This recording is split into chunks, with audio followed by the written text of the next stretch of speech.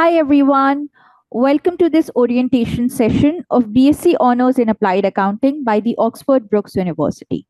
I am your mentor for the day and my name is Farah Tabassum. So basically this orientation session revolves around or aims to answer a few of your queries with respect to this program. There are I have interacted recently with a few students and there seems to be several misconceptions or several queries, if I can say, or several preconceived notion with respect to this program. And this brief orientation session aims to answer or aims to address a few of those queries. Before we get started, I would like to maybe put it forward that this program is basically how it essentially works is there is a signed agreement between Oxford Brookes University between Oxford Brookes University and ACCA. And as part of that signed agreement, a student pursuing ACCA or one who is already an ACCA affiliate would be able to get this graduation degree after, I would say, within 6 to 8 months on average. And however, this agreement or this program will not be offered after May 2026. So, May 2026 would be the last submission period for this program, and which also means that this is a prime time. This is a wonderful opportunity for you to really encash. This is a wonderful time for you to really grab this opportunity without spending a lot of money, without spending a lot of time. This is a very easy way for you to get a graduation degree. But as we keep speaking about the agreement between ACCA and Oxford Brookes University, we all know about ACCA, but what is really Oxford Brookes University? Let's find out a little bit more about the university itself. So, the university itself is located in Oxford, England, and while it was formally formed in 1992, it was formed after, like, post merger between two different institutions, but its history itself goes back for over 150 years. So this means that this university or this institution is not a very recent name. It is indeed a very well long and well established name, and it is very well known for providing excellent educational um, services, excellent educational experiences to the students for over 150 years. In terms of ranking, it is globally ranked as one of the top 500 universities in the world, which is I do not even need to emphasize how wonderful that is, because if you speak about universities, there are approximately, I would say, 25,000 universities across the globe, and making it to being one of the top 500 really speaks volumes about the quality of uh, um, or the esteemed brand name that this university itself is, not just like across the globe, like even within UK. This is one of the top 50 universities. If I believe, if I remember precisely, it was the 43rd, at the 43rd ranking, but it is definitely one of the top 50 universities within UK. And this is UK we're talking about. I mean, UK is literally the world's education hub. I mean, there are various universities across UK, and each university is extremely renowned for providing really quality and excellent uh, um, educational experiences to students, and being one of the top 50 universities in such uh, um, a place, I do not need to again, I do not even need to emphasize what how esteemed this university really is. So, Oxford Brookes University, again, it's not something very recent, it is not something very basic. It is indeed a very prestigious and a very high quality university that you, as a student, would associate yourself with. But why is this degree really beneficial for you? I mean, what is so good about this degree? A, it saves a lot of time. This degree in BSc Honors in Applied Accounting is equivalent to 3 years of graduation. So basically, you would be saving those 3 years and gaining a graduation degree in a span of, I would say, average 6 to 8 active months. Indeed, those 6 to 8 active months are going to be sometimes very intensive, sometimes a little challenging for you. So you have to, of course, it goes without saying that you have to put in a lot of hard work within those 6 to 8 months. But it going to be worth it, because you would achieve a proper formal graduation degree worth 3 years within just a span of 6 to 8 months. So, within the span of 6 to 8 months, you would be able, or let's say within the span of a year, you would be able to call yourself a graduate. So, I mean, isn't this very, or isn't this much more efficient? Even in terms of cost, if let's say you are to travel internationally and pursue a graduation degree, you need to bear the tuition fees, which varies as per different courses, which varies as per different semesters. You need to bear the traveling expenses, you need to bear the accommodation expenses. There are going to be a lot of petty living expenses. So think about all the pounds that you are saving. So you're saving time, and I also believe that this is a very cost effective degree for you. um, Not just this, but this degree also allows opportunity for you to pursue masters abroad. This was my I would say, this is my background. I when After my ACCA and after this degree, I took some time and I spent some time working professionally, about 4 to 5 years, and after that I decided to pursue masters. And when I was applying to the universities abroad, I realized that the background of me being an ACCA affiliate, along with a very well established name of Oxford Brookes University on my profile, on my resume, really made me a very well rounded candidate. So the interviewers, or the people at the admissions office across different universities, were really impressed by my background. And as a result, I was not only able to get admission into the master's program, but I was also able to secure scholarship for few of the programs.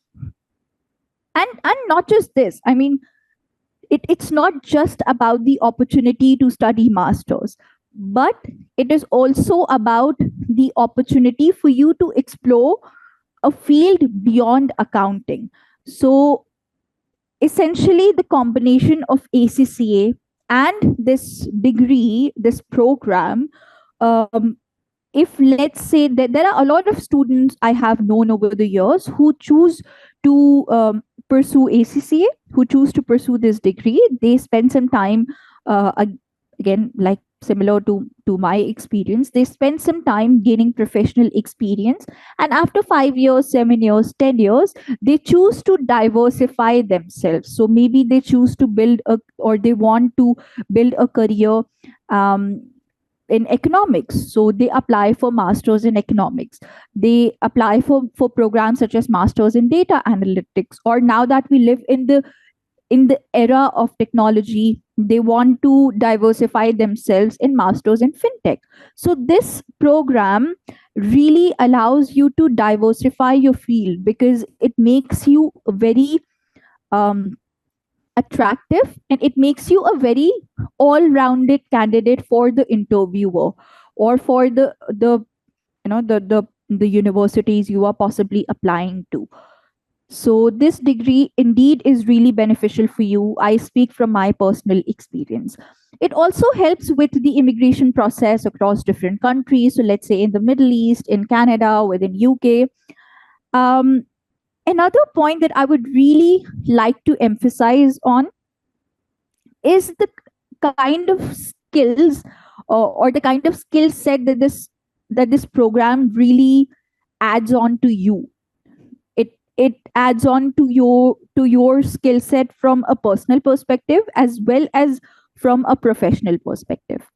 See, we are accountants, so we are very proficient in terms of our accounting knowledge, in terms of our technical expertise. Even when I was working professionally, I felt like I was able to contribute a lot more when there were accounting related matters, when there were some IFRS knowledge that had to be employed. But unfortunately, I had very poor, I would say, I had, or my skills to communicate with a professional person was not that great, and more importantly, my drafting skills were really poor. I had no idea how to draft an audit report. I had no idea how to draft a management letter. Okay, these are some very formal reports. I had no idea of how to even draft a basic formal email. And I realized that this was the case for a lot of us, because as accountants, while we are very sound with our accounting knowledge, what we really lack is the, maybe sometimes we lack a sense of clarity in our thought process. Sometimes we lack how well we should articulate ourselves, how we should communicate to the other person, using be, being very precise with our words, being very to the point, being being very formal with our words. Even our if I can go as far as to say that sometimes we even lack the very practical sense of analyzing and evaluating certain business scenarios. Unfortunately, it is true that while while our accounting expertise might be commendable, we do lack certain basic practical skill set which is required, which is very, very essential to survive in today's professional world. And this degree really helped me with that. We would be discussing it further in detail, but essentially, when throughout this degree we're working on a research report, that research report is is restricted by a certain word count. So you really have to put forward your analysis, you really have to put forward your argument, yet be very concise, because you have a certain word count in your head. And this throughout this process, you really learn a lot. You really learn how crucial it is to be able to communicate well, to be able to communicate orally throughout the meetings with the mentor, as well as be able to really put it down using words. So this degree at a professional level also, it has been extremely beneficial for me, for a lot of my peers, for a lot of the students. I you can really tell the difference. You really can, trust me. Now let's discuss who is eligible to for this program, or who is eligible for this degree. So there are a couple of conditions, or if I can say a certain eligibility criteria by the university itself. So the foremost criteria is that you need to complete all 9 exams of ACCA Applied Accounting and Skill Level. So this means all the exams from F1 to F9. So all the exams from FBT, any business and technology, to financial management. All the exams must be completed. Okay. One question. What if I am going for the, let's say now is November, I am yet to attempt my F9 exam? Can I, and presumably I take the exam in the December 2024 attempt. Can I go for OBU in May 2025? Yes, you can, because the condition is that you need to complete all the 9 exams at the time of submission. At the time of submission. So let's say you take the F9 exam in December 24, you're able to clear it. The submission window opens in early May 2025. And by that time, hopefully, you have been successful in your F9 exam. And essentially, you have completed all these 9 exams. So yes, you can do that. A lot of the students also join ACCA via a certain exemption route. A lot of the students from the background of chartered accountancy, or from background of other professional qualifications, when they join ACCA, they are able to benefit from exemption of certain exams. Unfortunately, if you are exempted from F7, F8, F7, F8, or F9 exam, or either of these 3, you are not eligible for this program. So exemption for F1 to F6 is okay, but exemption for F7 to F9 is not okay. Either of these, either being exempted from F7, or if you're exempted from F8, or if you're exempted from F9, or you're exempted from all 3 of these, it is not acceptable. So what do you need to do? You need to forfeit these exemptions.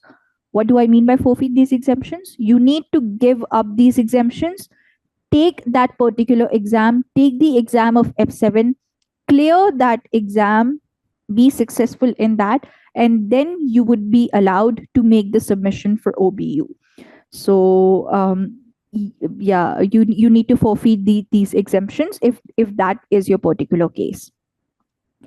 In addition to that, you also need to complete a certain ACCA ethics and professional skill module. So at what date? Before I answer that, I would also like to add that prior to your submission, so let's say I would say 9-10 months prior to the submission, the OBU announces a certain, or the OBU publishes a certain OBU information pack. So that information pack that OBU would be publishing now would work for the November 2024 submission window and the May 2025 submission window. So it works for 2 submission windows. It would publish it very soon, hopefully within a month or 2, and that would be applicable for November 2024 and May 2025 windows. That is a very long, I would say 70-80 page document. It really summarizes all of the guidelines, all of the very specific details of your project, of your program, what company you should be selecting, what kind of topics you should be going for, and really the very details at a rather granular level. But what it also mentions are the very relevant dates for you. So let's say if you are going for the November 2024 submission, by what date maximum should you be submitting your research report and other documents? In that section of dates, it also mentions the date by which you should or you must complete your ACCA ethics and professional skill module. So I think, so if I am to speak on a more general basis, on a more approximate basis, for November submissions, it the last date for ethics and professional module is somewhat around, I think, around mid of September, and for May it is somewhat around mid of March.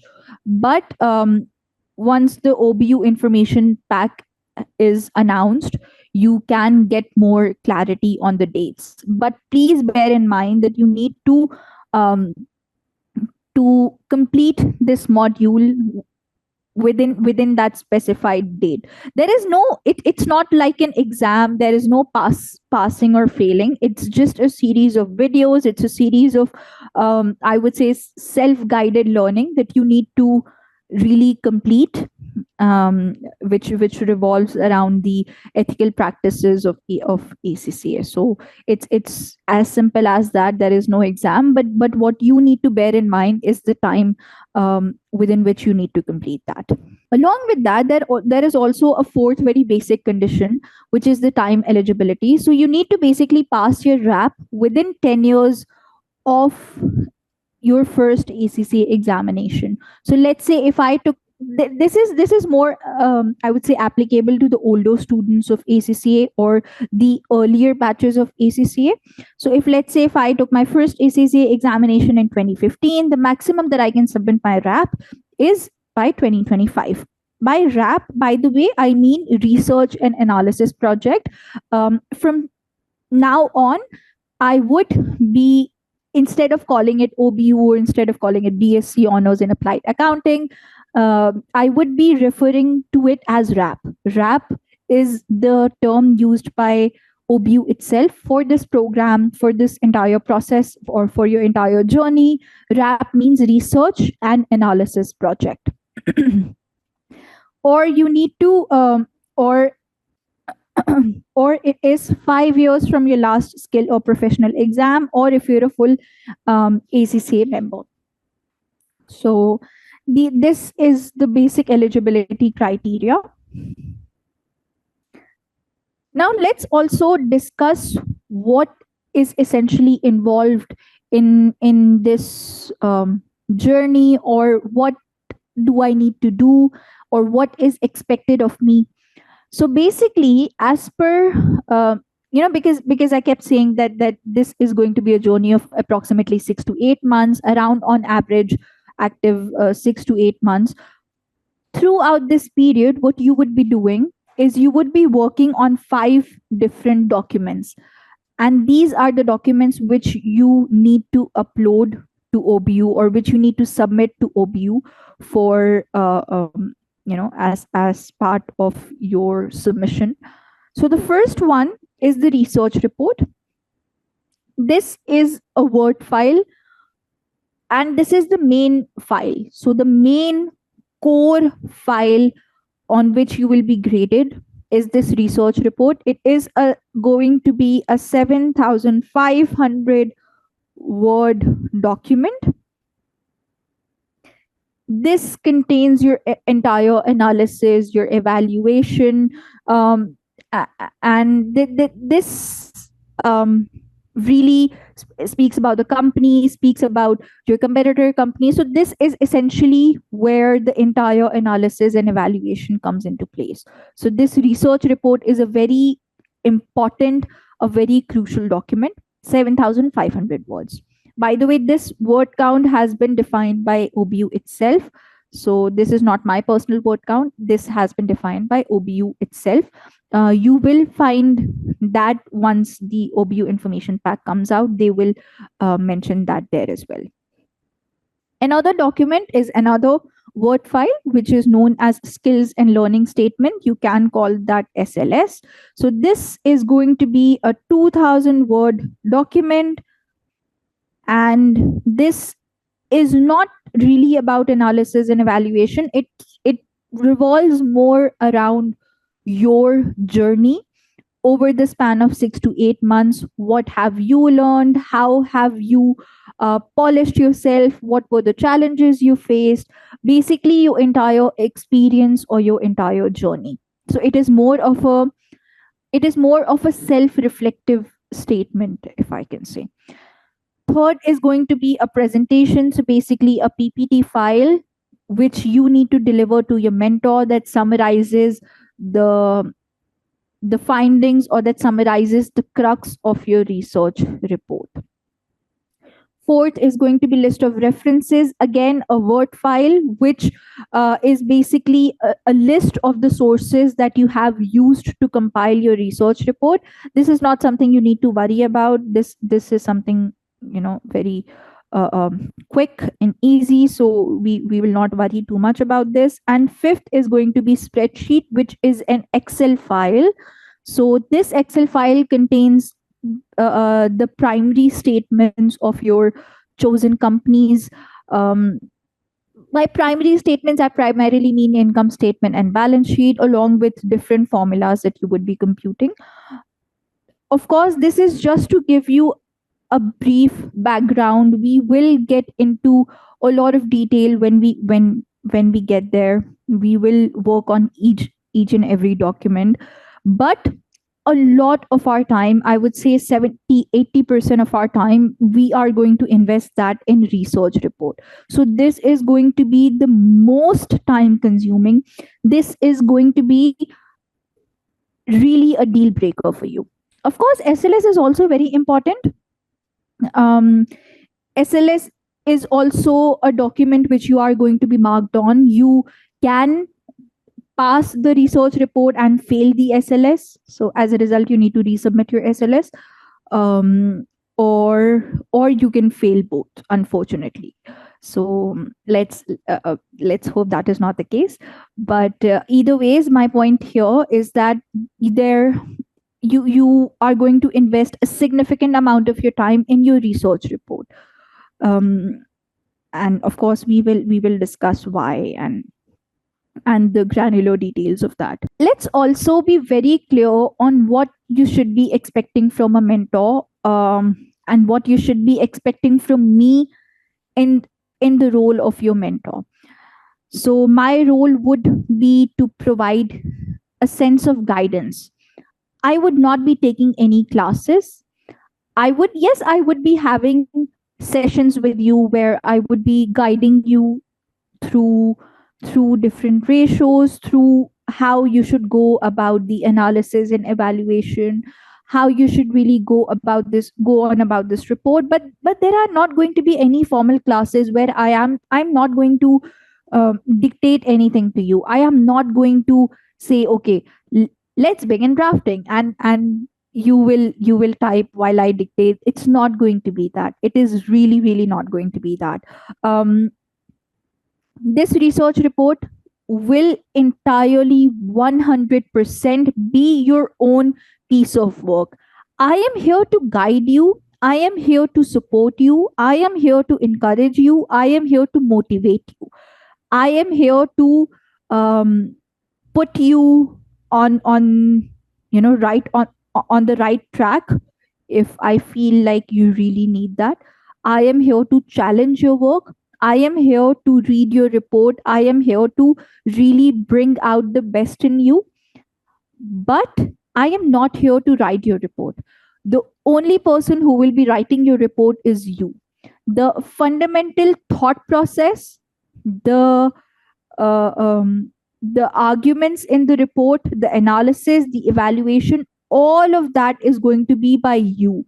You need to do that. Not, I mean, forget me, not even a third person. Nobody is going to do that for you. Please, I would, in very clear terms, I would like to put it forward that um, if you want to take a third party's help when it comes to writing your report, you're really not at the right place. You're not at the right orientation session. I am not the right person for you. So you need to be really honest to me, to yourself is what is more important. You need to be very honest to yourself, and you need to be very honest to the professional qualification that you are chasing. So you need to entirely work on your report yourself. Nobody can even read your report. Forget helping you. Nobody can even read your report. Only two people can read your report, which is going to be you and me. And the third person would eventually be the examiner. Nobody other than that can even read your report. Not your friend, not your best friend, not your colleague. Nobody can read your report. Nobody can even discuss around your report. So you should in no way get influenced by anyone or anybody's piece of work. This research report, again, I must clarify, please work on the report yourself. Do not discuss it with anyone. It is not going to be a collective effort. It is not going to be a group study. Do not decide to sit with two or three of your friends and hey, let's have a random discussion around OBU and which company are you going for, or what are you writing around liquidity ratios. Hey, this is what I'm thinking of writing. Forget that. Forget that. Trust me. If you I mean, do you really want to take that risk? Do you really want to spend 6 months, 8 months working on a research report and making that one blunder and really risking it all? Is it really worth it? Do you really want to do that? Be a little honest. Be honest to yourself. I mean, forget me. I'm probably no, not even important at this point. Just be honest to yourself. Be truthful to yourself. Yes, I will be there to push you. I will read your reports. I will have back and forth, even one-on-one discussions with you.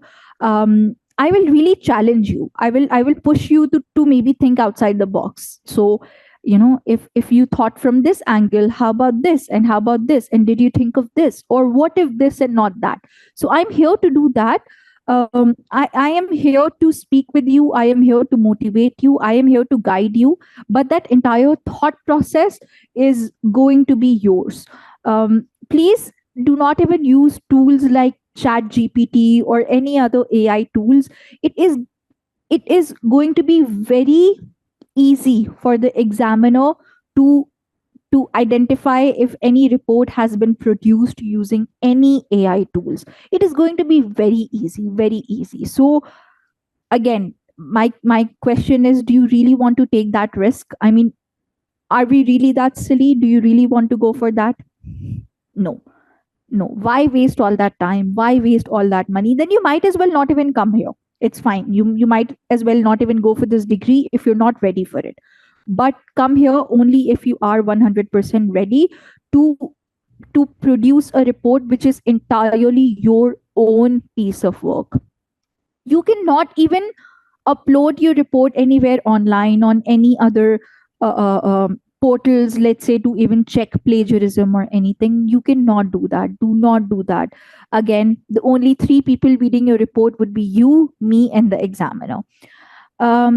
I would also like to clarify that while I am here to support you, guide you, motivate you, unfortunately, I cannot, or not just me. I mean, no mentor can do that. No mentor can guarantee you a pass. If they are doing that, they're either fooling themselves or they're fooling you. I don't know. But no mentor whatsoever can guarantee you a pass. So, but um, I would also strongly encourage you that please, when you come here and when you actually decide to go for this program, be ready to take on really challenging research. Because what happens is that the first draft of research report that I generally read, I I sometimes get very brutal with the students. So I cut down a lot of the things. I really put big question marks on what is happening, what is going on. So, and this is essentially because the first draft that I receive and the final draft that they upload for submission, there is a huge difference in that. The final draft is a lot more refined than the initial version that I received. So really, I am going to be very, sometimes very brutal with you, but that is again to really bring out the best, most refined version in you. So really have that sense of courage within you. I hope you will. A little bit about how we are graded. So basically, the grading is broken down into four different categories itself. There is first class, there is upper second, lower second, and third class degree. So essentially, this or if I can say, the basic guideline of being graded for this program is that the examiner considers your average marks for ACCA exam, so aggregate of skills exam for ACCA, which is from F4 to F9, so the law exam to FM exam, and the average of that, so let's say F4 to F9 aggregate and then divided by 6. So that is to decide which, primarily to decide which degree you would fall in, and then there is a grade of the RAP itself. So that could either, your RAP could be graded as an A or a B or a C, so the grade of your RAP itself. So let's say if there is a student um, whose average marks were 60, whose average marks for ACCA skills exam were 68 or more, so they would automatically fall within the first class degree. So all they need to do is just pass your RAP, and you would get a first class degree. Yes, your RAP itself could be graded as A, B, or C, but you would automatically fall within the first class degree. If you're an average student whose average ACCA marks for the respective papers were between 50 to 52, you would automatically fall within the third class degree. Again, you just need to pass your RAP, and you would get a third class degree. Uh, Again, of course, the RAP itself could be graded as A or B or C. So when you receive the certificate, the graduation certificate, it would state which class of degree you are falling in, and this is how it goes by. If there is a student whose average marks are 67, if for their RAP itself they are graded for as either A or B, they would fall within the first class degree.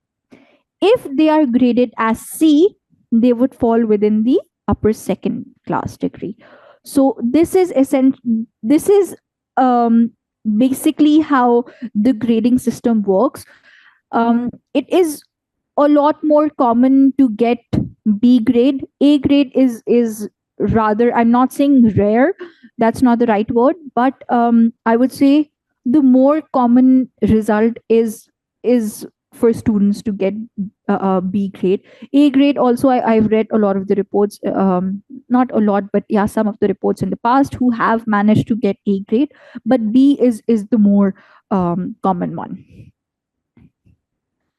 Lastly, I would also want to spend some time and discuss around why do some of the students often fail.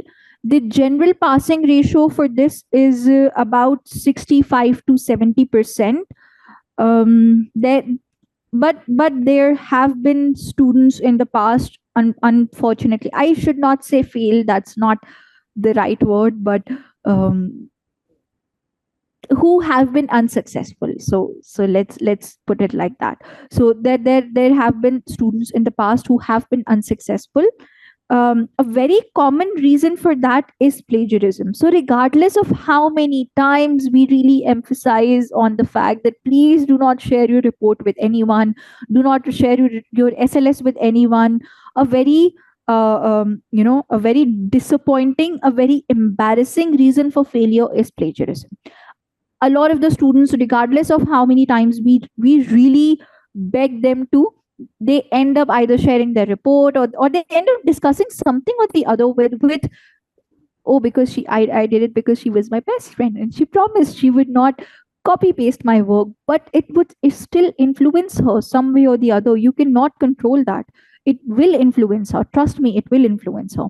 So what happens is, you end up either being influenced by somebody's piece of work, or somebody else's piece of work ends up being influenced by your work, which really upsets the examiner. So, or you copy paste a lot of the stuff which is available online onto your report. Again, strongly discouraged. Another very common reason for failure that I've noted over the years is the lack of analysis and evaluation. Because during our time in ACCA, we are so used to of, you know how our general commentary for ratio goes. So let's say, I would say, the liquidity of my company has improved because the current assets are increasing. The current assets are increasing because the receivables are increasing. Full stop. Rubbish. Of course the liquidity is improving because the current assets are increasing. Of course, I mean, where is the analysis, where is the evaluation? So what happens when an examiner, when a student is unsuccessful in their submission, the examiner provides you a feedback. So they give you a detailed report as to reasons why that student has been unsuccessful. And a very common reason is this, very common reason. um, there is no analysis and evaluation in what I just said. um, you know in our ACCA, um, in our ACCA examinations, in our ACCA life, or even generally until now, we have been so used to of just explaining um, what has happened instead of explaining why it has happened. What has been its impact on the company? What has its impact been on the competitor? What has its impact been on the from the investor perspective? We do not consider that. Unfortunately, it is very unfortunate. We just focus on stating breakups and stating, okay, numerator, denominator, this is increased, this is decreased, therefore my liquidity is improved. No, rubbish. There is no analysis, no evaluation in that. Throughout our sessions, be I would say triggering I would be triggering a lot of thinking points for you on how you can really improve your analysis and evaluation, how you can really work on this, so we're able to hopefully avoid this. Another very common reason for failure is that the students really, they start off very enthusiastically, but unfortunately they simply do not take it very seriously. They do not have that, or they lack a certain sense of discipline. They think that they would be able to complete this report within 20 days, within 15 days. It might be possible, I'm not saying it's entirely impossible, but um, it's a big risk. I mean, if a professional person is telling you that, hey, you really need to invest some time, you need to invest 3 to 4 active months into this, do you really want to uh, um, do you really want to take the risk of not following what your mentor is saying? I mean, do you really want to do that? Do you really want to show a certain sense of immaturity at this point, and unfortunately, very unfortunately, regret it later? um, the students do not take classes. They do not um, follow the deadlines. They do not submit the report to me on time. So what happens is, I strongly push the students to submit their first draft of the report at least 1.5 to 2 months before the final submission date. Because I am working around, you're not the only one, I would be working around several other reports. I would need time to have back and forth one-on-one discussion with you to really push you, to challenge you. But if you submit it to me 15 days before the submission period, do you really think we would be able to have that chance? Do you think I would be able to? I would already be working on reports, or I would already be helping students finalize other reports. Do you really think I would, or any other mentor for that matter, do you really think they would spend a significant amount of time really reading your report? They would not. They would not. Trust me, 15 days is nothing. They will not do that. So really be, make a schedule, stick to your schedule. If you're stuck anywhere, reach out to me, communicate. Do tell me if you know if you feel like you're stuck somewhere, if you feel like you need a sense of guidance, that is what I'm here for. But do not be stuck. Do not be stuck. I mean, that is really the worst case. Do not be stuck. I cannot help you if you cannot help yourself. So you really bring a certain sense of maturity, really bring a certain sense of discipline within you. Do not lack that professionalism, because at the end of the day, it is you who is going to bear the consequences, be it good or be it bad. So yeah, I hope this answers a few of the questions. Of course, a lot of the questions at the very granular level can only be answered once the information pack comes out. Because, but until then, we have. I hope, at least I hope, we have answered a few of the basic questions, a few of the more general questions. And thank you so much for your time.